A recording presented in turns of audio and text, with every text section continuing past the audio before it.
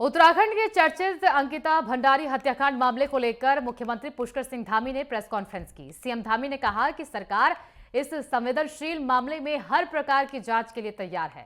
उन्होंने विपक्ष और सोशल मीडिया पर वायरल हो रहे एक ऑडियो की चर्चा को लेकर कहा कि महज एक ऑडियो के आधार पर बवाल खड़ा करना ठीक नहीं है। मुख्यमंत्री ने कहा कि कोर्ट ने आरोपियों को उनके अपराध की सजा दी है और वर्तमान में तीनों दोषी उम्र कैद की सजा काट रहे हैं।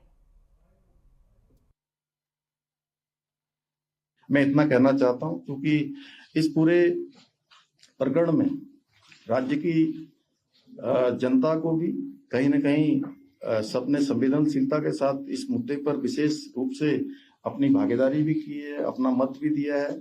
लेकिन सबसे ज्यादा प्रभावित उनके माता पिता, परिवार के लोग उनके हुए हैं।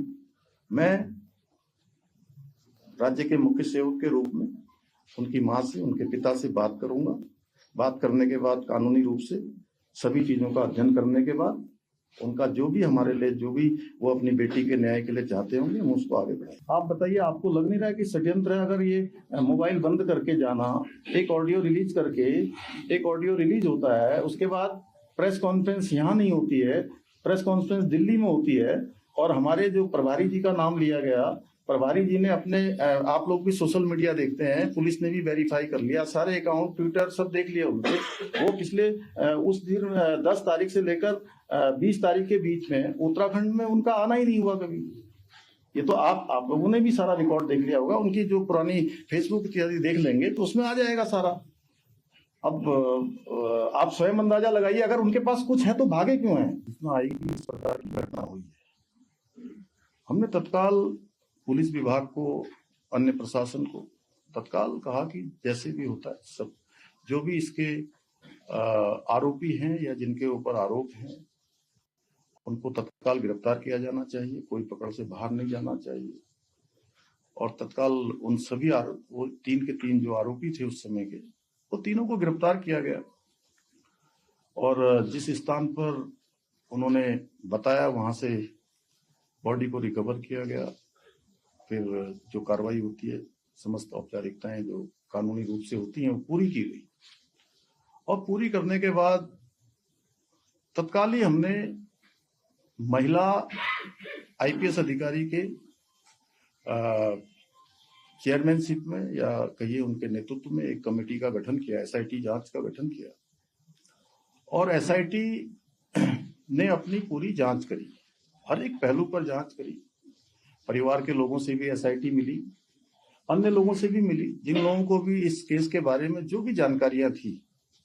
और इसमें विज्ञापन भी निकाला गया, अखबार में भी दिया गया, संचार के माध्यमों से बताया भी गया, किसी के पास भी अगर कोई जानकारी हो तो वो एसआईटी को उपलब्ध कराए। और पी रेणुका देवी उस समय उस एसआईटी को हेड कर रही थी, जो अभी सीबीआई में ही कार्यरत हैं। यहाँ से उनका सीबीआई में ही जो है, इसके बाद डेपुटेशन से वो हमारे राज्य के अधिकारी हैं, यहाँ के कैडर भी हैं, लेकिन अब सीबीआई में काम कर रही हैं। और एसआईटी ने पूरी काम करने के बाद, उसके बाद उसमें कई सारे पहलू आए बीच में। बहुत सारे लोगों ने कहा कि भाई इसमें जानकारियां ये भी होनी चाहिए, कुछ और जुड़ना चाहिए।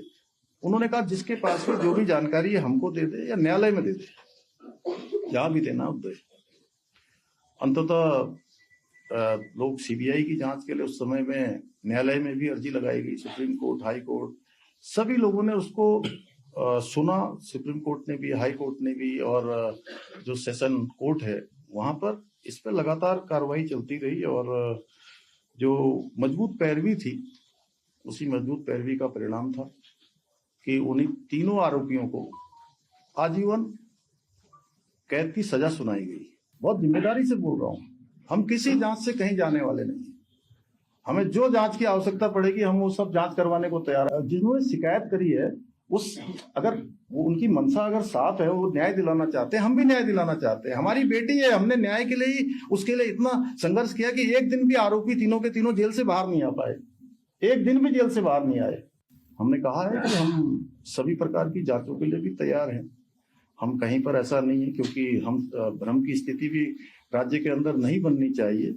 और हमारा ऐसा ट्रैक रिकॉर्ड रहा है कि अगर कोई गलत काम करेगा, कहीं भी कोई दोषी होगा, तो किसी कीमत पर भी वो छूट नहीं पाएगा, चाहे कोई हो, किसी भी कीमत पर वो छूटने वाला नहीं है। एक प्रकरण ये आया है कि ऑडियो एक आया है और ऑडियो में उन्होंने कई लोगों के नाम लिए हैं अलग अलग प्रकार से, और हमने कहा कि भाई ऑडियो की जांच करी जाए और जांच के लिए जो है एक एसआईटी का गठन भी कर दिया गया इसमें। और जिन लोगों ने ऑडियो पर बात की है उनसे भी बात करने का पुलिस ने प्रयास किया है। अच्छा होगा कि वो सब लोग अपना ऑडियो जो उन्होंने बोला है उसकी कुछ सत्यता वहां पर आ जाए। लेकिन ऑडियो की सत्यता, ऑडियो में तो बहुत सारी बातें उन्होंने करी है। एक में वो ऑडियो में ये भी कहते हैं कि मैं पार्टी का अध्यक्ष बनने वाला हूँ, आज ऑडियो में वो एक नाम ले रहे हैं, कल को किसका नाम लेंगे। तो इसलिए सारी सत्यता, सारी जो जांच परख है, एफएसएल है, उसका करवाने के बाद हमने कहा है कि हम किसी भी कीमत पर अगर कोई दोषी होगा तो बिल्कुल छूटने वाला नहीं है। एक दो ऑडियो पर बात होती है, ऑडियो के पास बात होने के बाद सीधे प्रेस कॉन्फ्रेंस देहरादून में नहीं होती है, देहरादून से सीधे दिल्ली होती है प्रेस कॉन्फ्रेंस। समझ में नहीं आ रहा है कि आखिर एक ऑडियो के आधार पर इतना बड़ा बवंडर राज्य के अंदर किया जा रहा है।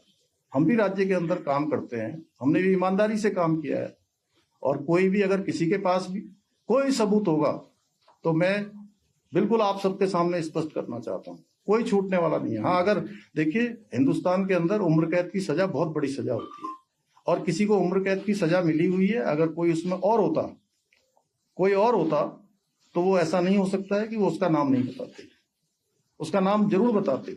और एक ऑडियो में वो आपस में बात करते हुए यह भी कह रहे हैं, एक में कह रहे हैं कि इसकी हत्या हुई है, बेटी के बारे में कहते हैं कि हत्या हुई है, और दूसरे में कहते हैं कि इसने आत्महत्या कर ली। अब इनकी कौन सी बातों को सच माना जाए?